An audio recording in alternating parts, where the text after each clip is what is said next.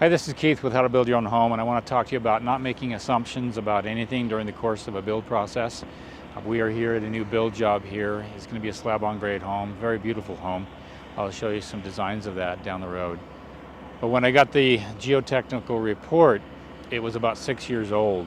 And so I like to research. I like to really find out what's going on with some property. There are a couple of engineers that are involved in the build of a home that you really need to check with them. You need to get their approval. And that happens to be a civil engineer, a geotechnical engineer, or a structural engineer. Sometimes you have all three, sometimes you just have two, sometimes you may just have one, the structural engineer. I've got all three involved on this job. Why? Because I'm in a flood zone. This here is a flood zone just about 50 yards from the build of the site. And my city permit is requesting that I get a certification, a FEMA elevation certification, which means is the pad high enough up from the flood zone? And so when that comes into play, now I have to go to a civil engineer to get that certification. Follow that protocol. Make sure that you know that you're listening to those engineers. If you start to build without any of that stuff and you didn't get it certified or you didn't get it approved, you could be in big trouble, which is what the house 2 doors north ran into. They actually poured their slab foundation at the elevation of the street. The local typical code is to be at least 12 inches above the center line of the street. They're below that. Maybe I don't know if I dare take some pictures of it, but they're actually putting a swimming pool in behind their yard, 3 feet down, water. And you can actually see water being pumped out of the groundwater as they're building the pool, and it's being dumped into the gutter outside in the street there. A lot of things they could have avoided if they did a lot of research, brought their pad up. That would have helped the pool, it would have helped the house elevation substantially.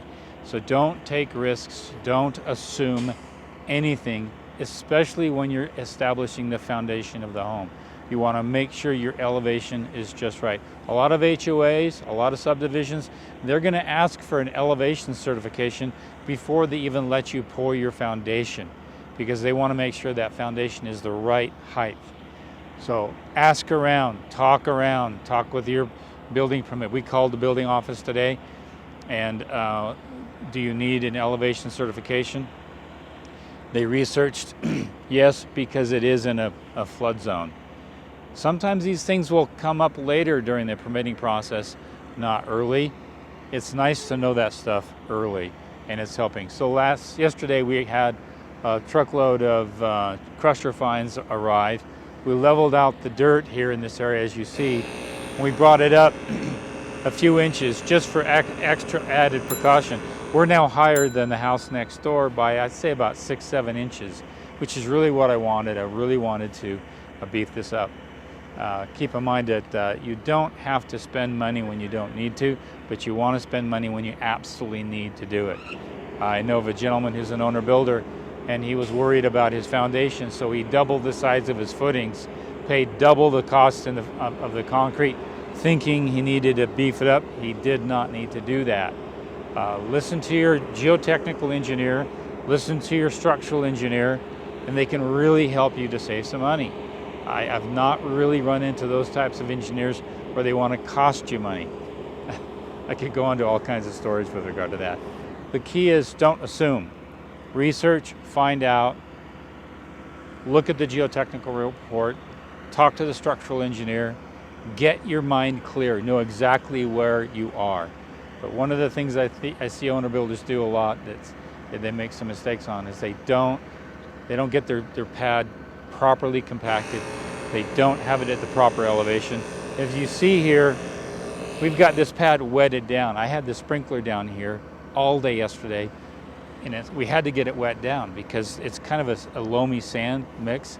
So the minute we start to trench for our footings, that can slough off, and I'm not going to have a rigid support for my footing.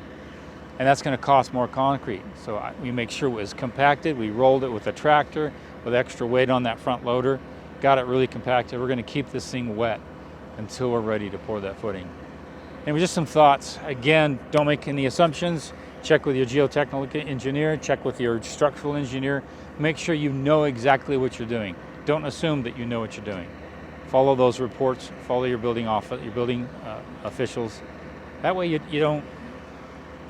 I know that the house next door, or 2 doors next door, they probably had to have a lien waiver, not a lien waiver, but a waiver of liability, because they did something without checking with the proper people, and as a result, they're now liable for any problems that house will have in the future. They can't go to a geotechnical person, they can't go to a city permit, they can't go to a structural person, because they did things without knowing what they were doing. So don't do that. Know what you're doing, do some research, and read your documents, and you'll be just fine. This is Keith Kels with How to Build Your Own Home, starting a new job here, and we'll be calling this second Bloomington job. I may name it a different series, but it's another job in a Bloomington community. So you guys take care.